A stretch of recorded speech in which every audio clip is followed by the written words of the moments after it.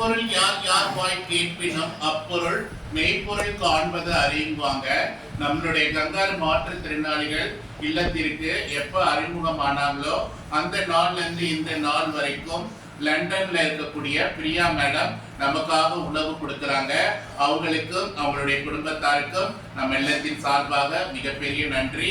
அவங்களும் அவங்களுடைய குடும்பத்தாரும் நீண்ட ஆயுளுடன் நலப்பெற்று வளமுடன் வாழ்வதற்கு கடவுள் நல்ல அனுகிரகத்தை கொடுக்கணும். அவங்களுக்கு 2 பசங்க இருக்காங்க.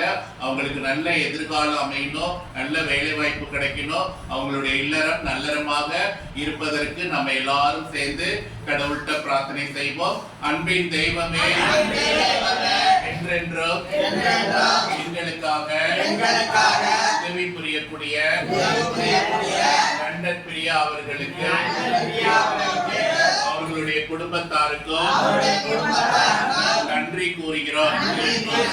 அவர்கள் அனைவருக்கும் வேண்டிய நீண்ட ஆயுளையும் நல்ல உடல்நலத்தையும் விஞ்ஞான அறிவினையும் கொடுத்தருளுமாறு அவர்களுடைய எண்ணங்கள் முயற்சிகள்